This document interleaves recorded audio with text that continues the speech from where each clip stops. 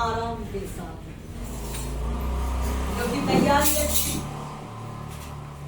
दुखी कौन होता है? जिसकी तैयारी नहीं होती। जिसकी तैयारी अच्छी है जीवन की, वो आराम के साथ वो संसार में कहीं पर भी चला जाए। भगवान कृष्ण कहाँ थे? जेल में जन्म लिए,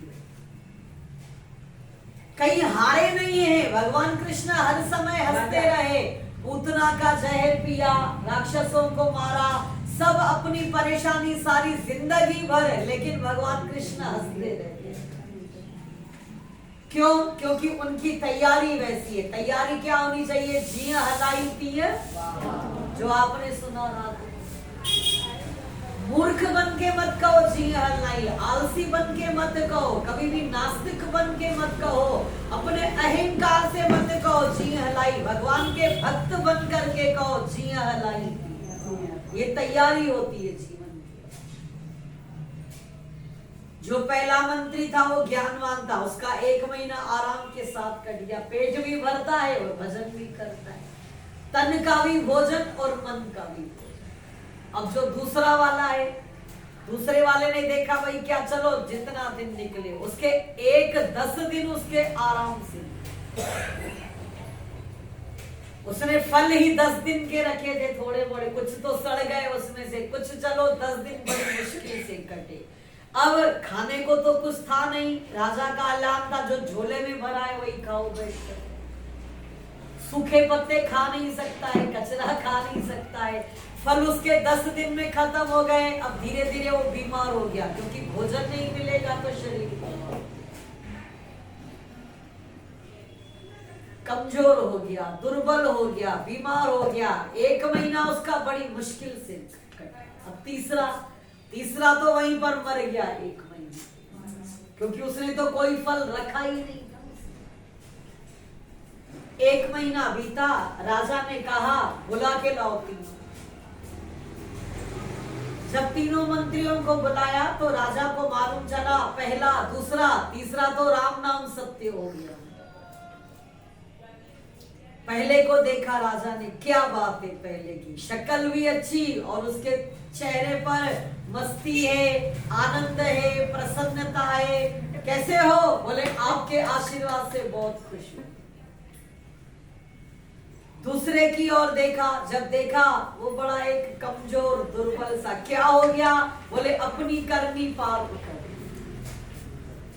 मैंने करनी ही ऐसी किया, मैंने अपने झोले में भरे ही उतने फल, आखिर में भूखा रह गया, इस तरह परेशान हो गया, तो मेरी करनी का फल मुझे मिल गया। 10 दिन तो आराम से बीते, लेकिन 20 दिन भूखा प्यासा रहा।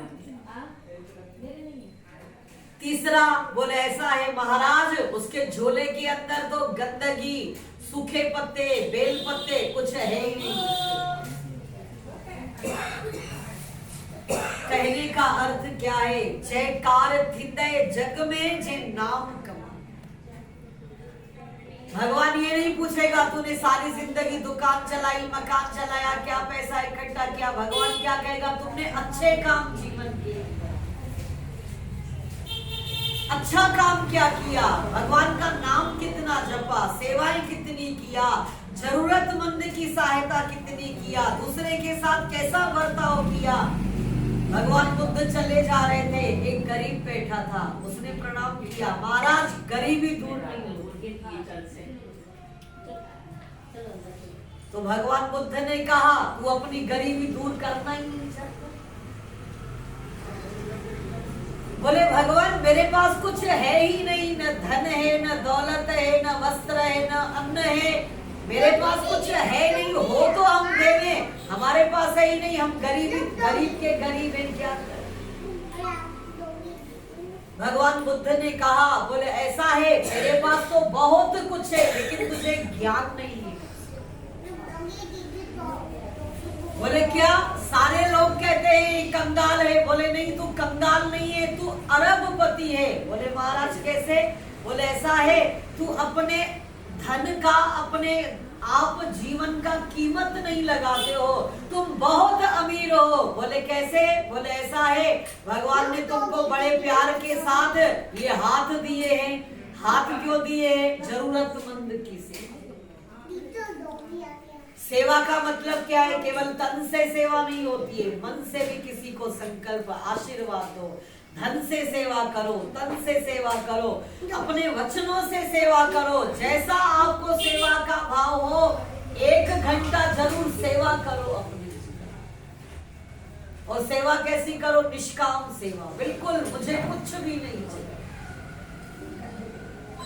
बोले ऐसा है, तुझे हाथ मिले ही सेवा करो, फिर तुझे सुंदर आंख मिली है, सत्पुरुषों का दर्शन करो, भगवान का दर्शन करो। तुझे वाणी मिली है, इस वाणी के द्वारा मीठे वचन बोलो, इस वाणी के द्वारा तुम किसी के सुंदर उनको प्रसन्न करो।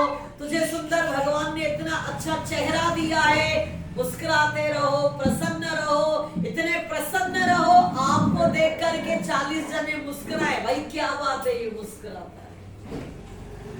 हम लोग अपना चेहरा इतना सड़ा हुआ बनाते, 4 लोग बोलते इसका चेहरा देख तो अपन का भी मूड खराब हो जाता है। इस तरह से मुस्कुराहट रखो, प्रसन्नता रखो। प्रसन्नता कौन सी? आत्म प्रसन्नता, आत्म प्रसन्नता, आत्म आनंद रखो तो वो आपके चेहरे के ऊपर आ जाए। संत देखो कैसे हंसते रहते, हर हमेशा हंसते रहते, प्रसन्न रहते। आप संतों को हंसाने नहीं जाते हो, संतों के पास से हंसने के लिए जाते। संत को हम देने नहीं जाते हैं, संतों से हम लोग लेने के लिए जाते हैं। क्या लेने जाते हैं? जो उनकी जेब के अंदर क्या रहता है, उनके गुण, उनके सुंदर शक्तियां, नाम की कमाई, वो लेने जाते हैं। तो बड़े प्यार के साथ बुद्ध ने कहा, अरे बहुत कुछ है तेरे पास, अपने इस मुखौटे से प्रसन्नता बांटो, वाणी से सुंदर मिठास बांटो, विनम्रता बांटो। तो मीठे शब्द बोलो, मीठे शब्द बोलोगे तो मुर्दा भी जिंदा होता है। एक बूढ़ा पड़ा रहेगा अपना खाट पर, देखता रहता है, कुआं गलाए मासा, बेटा गलाए मासा। कोई आके हाल पूछे, बूढ़े के पास वो बोलता है आओ बैठो बैठो, हाथ पकड़ के। क्यों बिठाएगा? क्योंकि उसके साथ मनोरंजन करने वाला। तो अपना एक आनंद दो, प्रसन्नता दो, मुस्कुराहट दो संसार के अंदर। हाथों से सेवा करो, जरूरतमंद, विनम्रता बांटो। जैसे ही कहा बुद्ध ने, उस गरीब को लगा, बोले अब तू बता गरीब है? बोले नहीं, अब तो हम बहुत पैसे। संत हमारे अंदर परिवर्तन करते हैं, संत हमें मास्टर की देते हैं। अपने दिमाग के तालों को खोलो और प्रसन्न। तो राजा ने बड़े प्यार के साथ जो पहला वाला मंत्री है, खूब प्रसन्न, उसको अपनी गद्दी पर बिठाया। राजा हमारा परमात्मा है। 3 प्रकार के मनुष्य इस संसार के अंदर हैं। एक उच्च श्रेणी के, एक मध्यम श्रेणी के और एक निम्न श्रेणी के। निम्न श्रेणी के मत बनो, खाओ पियो जियो, ये तो पशु पक्षी भी करता। मध्यम भी मत बनो कि बुढ़ापे में हाय हाय हाय हाय परेशानी होगी। उच्च श्रेणी के भक्त बनो, हम खाते भी हैं और खिलाते भी, हम हंसते भी हैं, हंसाते भी हैं, हम सेवा भी करते हैं, सेवा 4 लोगों से मिलके सेवा भी करवाते हैं, भजन भी करते हैं, भजन भी सबसे करवाते हैं। नाम की कमाई इकट्ठा करो, नाम की कमाई इकट्ठा करेंगे, भगवान परमात्मा रूपी राजा क्या कहेगा?